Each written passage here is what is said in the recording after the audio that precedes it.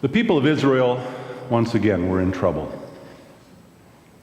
They had gone astray. They had failed to follow God's simple commandment, to love me and follow my commandments. And like so many other civilizations before them and that followed, they became complacent, kind of self-fulfilling, self-satisfied, found other gods, and things fell apart. They had been invaded. They had been taken to other countries, exiled, and the faithful were now looking for answers. And God said, "Look to the rock from which you were cut. Look to the quarry from which you were dug." My faith story is about rocks, some real and some figurative, as used in Isaiah's prophecy. About 6 years ago, we celebrated our 150th anniversary, and at that time we celebrated the time of the church, but mostly the founders, the people that started this congregation. Pastor Norelius as our first leader. One of the founding families was a Swedish gentleman by the name of Sven Kallberg. His name is on that list. Kallberg is someplace spelled K-umlaut A, sometimes KJ. It was probably pronounced Kjellberg. Eventually, over the years, phonetic spelling in America changed it to Chellberg. My mom was born Mary Kjellberg. It was her great-grandfather who was one of the founding members of this church. I remember my great-grandma Caroline as a child. She lived well into her 90s, and this was her father. Now, the real rock part of this story, this beautiful sanctuary, this building, many of the buildings in this community are made of limestone. Limestone that came from nearby quarries, maybe Barn Bluff, maybe Sorns Bluff, Memorial Drive. If you go up on Memorial Drive, you get to the top of the hill, and there's a limestone water tower at the top of the hill. And as a kid, I remember my mom pointing out and saying, "Your great-great-uncle Oscar built that water tower." Grandma Caroline's brother was a mason. One of my mom's favorite pictures of our church, one that I like as well, it was taken in the fall, and it's taken of the blue door out here on West Avenue with the beautiful stone archway above it, Swedish Lutheran, established 1895, an inlaid stone. She said, "That's the handiwork of your great-great-uncle Oscar." So my roots run deep. There's real rocks in my background, in my faith story.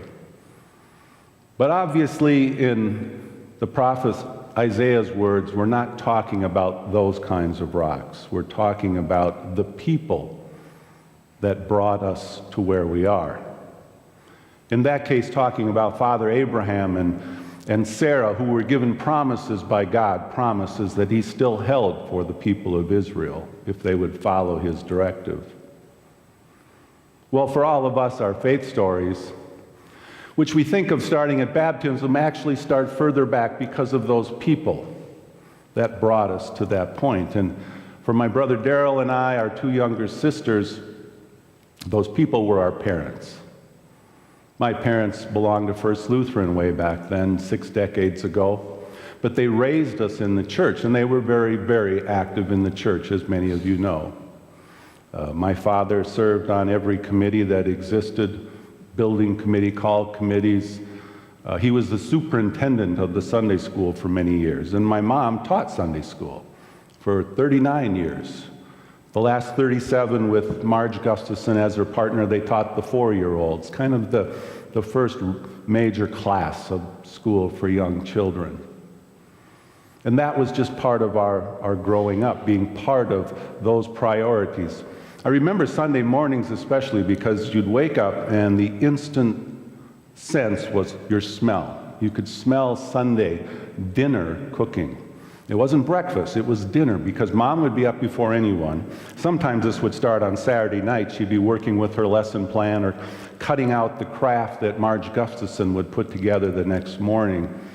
But Sunday morning, she'd be up finishing that, getting Sunday dinner ready, because she was going to be gone Sunday morning. We were all going to be gone, and of course we had our expectations that big best meal of the week was going to be ready after church. And there was one rule at our house. Don't show up for Sunday dinner unless you were in church. And my brother and I didn't miss too many church mornings because of that. But we grew up in that environment, and as many of you remember back then, in the 50s and the 60s, the church was really the center of the community. It wasn't just a Sunday thing, it was all week long. There was Luther League for the kids, there were women's clubs, there were men's clubs, there was Boy Scouts and Cub Scouts. There was always something going on, and that is how we grew up. We didn't learn so many lessons by someone preaching to us, that is our parents, as much as by just watching them and hearing what they talked about. Many of those lessons were just sitting around the kitchen table and listening to your parents talk about somebody that needed something, someone needed a ride, somebody needed a meal, some terrible thing had happened here and they needed to do this and that. And that was just kind of the awareness, what was important to them and what we learned from. And once in a while we would be preached to and reprimanded. If one of us was saying something negative or bad about somebody else, Mom would stop us and say, look, if you don't have something good to say about somebody, don't say anything at all. And she said that many, many times, and you began to learn that way. And so we were raised in that environment and listening and watching and growing up, being confirmed, graduating, going off, and the lessons continued. I remember when I believe it was high school, maybe college, I was asked to sing a solo one Christmas. And I did, it went well, and so I was asked to sing it at a second service, and I did, and then I was asked to sing it a third time. And then I grumbled. I said, Mom, people are going to get sick of me singing that song. And she just said, if you've been given a gift to sing, then you sing. It was just a simple lesson that I've always remembered. And there were many, many lessons just like that went on through the years. Now, in 1991, on Easter Sunday, very unexpectedly, my father collapsed from a heart attack and died. And it was a shock to all of us. And as children, when we had occasionally brought our mom to tears, at this time, there were no tears from my mom. She was the rock. She was the one that was concerned about us. She was concerned about her grandchildren. She was the mother hen who just wanted to make sure that everyone was taken care of, that everything would be all right, and that we would see that in her. And it seemed from that point for the next few years, she just kind of amped up her efforts at church to be the consummate church lady, just staying as active as she could be, whether it was, again, teaching. She was the altar guild lady. She made sure that that list was up and that there were names on it. If there wasn't a name on it, she'd find a name. And if no one signed up, then she would make sure the flowers were there and that someone was there to pick them up and that they were off to the shut-in. And if there wasn't someone picking up, we would pick it up. I can remember delivering something, I can't remember, I'm believing it was cookies or a meal or something one time. She just said, go up to the door, just knock on the door and hand it to the lady. And I did. And I remember there were tears, and I didn't understand why this woman would be sad about that. Well, I understand better now, but these were just kinds of the quiet things that were done on a regular basis. It was just how and when we learned. But about 3 years after my dad passed, my mom's health deteriorated. She started acting kind of funny and losing her balance and being dizzy, and it turned out she had a very large tumor in her brain. And so it was some very significant surgery. It was 8 weeks in rehab down at the Mary Bry unit in Rochester before she could come home. And of course, the hope was that she would regain a lot of what she had lost, but it became apparent that life would never be the same for her. Little by little, she lost her sight, her hearing on the one side. She had all the symptoms of a stroke. Her hand would just act on its own, which to this day, she just laughs at them like it's some foreign member. Her leg was weak. And for the past dozen years or so, she's pretty much been confined to a wheelchair. But except for one short time when she first came home and she realized that she couldn't do some of the things she had done for herself, and worse yet, she couldn't do them for others. That was difficult for her, and it was a short transition to her just accepting, and I'm sure through a lot of prayer and meditation, realizing, hey, this is the way it is. And none of us have ever heard a complaint since. And she found other ways to serve. It might be just being on the phone for an hour or two as a listening ear. It might be packaging something up for us to take to somebody. It might be sending a card off to somebody or to one of her grandchildren in college, but there was always something. There was one interesting twist about it, because she was always on the go up until that time. And now she had to stay home. We benefited from that. My daughter, Chloe, and her sisters and Daryl's kids, when they went to Sunnyside School or the Twin Bluff Middle School, they had the ability to stop off at Grandma's after school rather than riding a bus to an empty home or standing around and waiting. They could just go to Grandma Mary's, have a cookie, play with Grandma, get Grandma's lessons, because those lessons just continued on and on. I remember just last winter, the LP man had come to our house. You guys probably experienced this as well, and he was just, seems to be missing me. Every time I went out to talk to him, he disappeared, and then finally he came to me and he said, you might want to sit down before you look at this. It was my LP bill. It had tripled. There was an extra $1,000 on there, and I was like, oh man, what am I going to do? And the next day I was telling my mom, looking for a little sympathy, and the first thing she said to me is, oh, imagine those poor people out in the country that maybe don't have a job. How are they going to pay for that?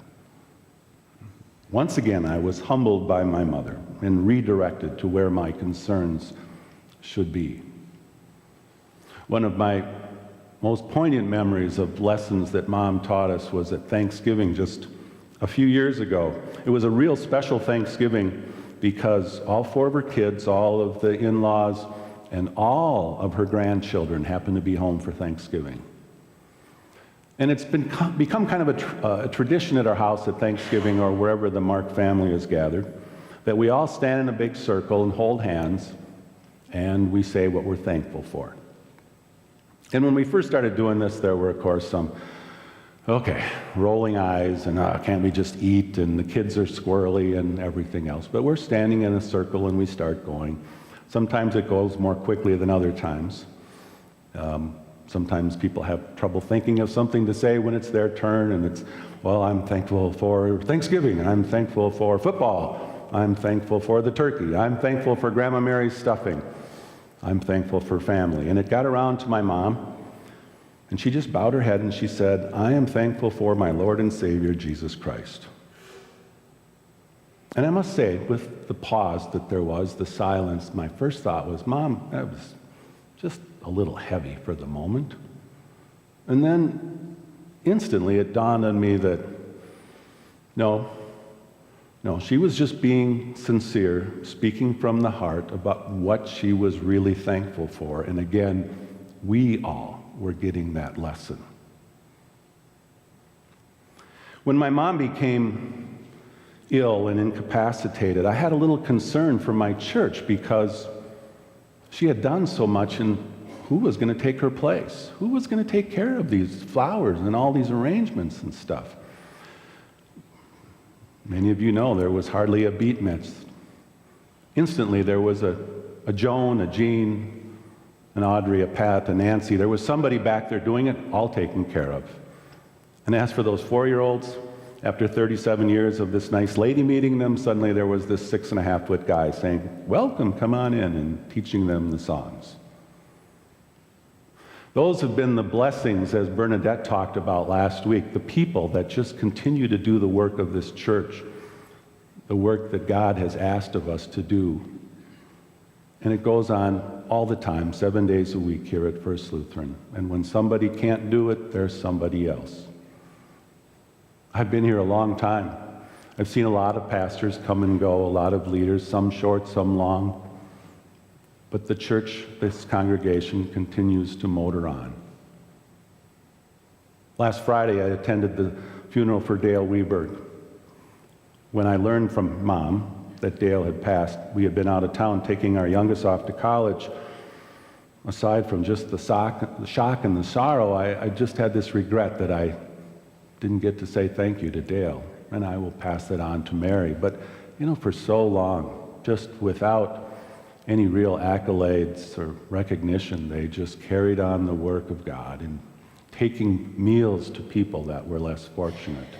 And there have always been people just like that, rocks of this congregation that we can look to whenever we wonder what has happened to us. I was part of the first and the second fundraising for our rehabilitation in the beautiful addition we have next door. The first time we went out to raise money and talk about what was planned, it was very exciting. It was upbeat. Money was pledged. Well, the project kind of grew in size. The money wasn't there. We needed to go back and do it a second time, and we did. And then a third time came around, and it wasn't as much fun anymore, and there were a lot of questions asked. And you recall, there were meetings, there was anxiety, there was second guessing. Did we do the right thing? What has happened to us? What's going on? And what should we do now? And we were reminded to just pray and seek greater wisdom and guidance. In just a matter of 5 years, we're out there burning the mortgage. Thanks to God, thanks to the saints who made that happen. And again, that has always been the way here at First Lutheran. So the question should never be, what has happened to us? What are we going to do now? We can all do something. None of us can do everything. The question should be, what is God going to do for us next? Pray with me. Heavenly Father, we thank you for the blessings that you have bestowed upon First Lutheran Church of Red Wing from its very beginnings up to its very present, for all of the saints that have come together and done your work. And thank you for reminding us, as we need reminding, that it is your grace that has brought us this far, and it is your grace that will lead us home. Amen.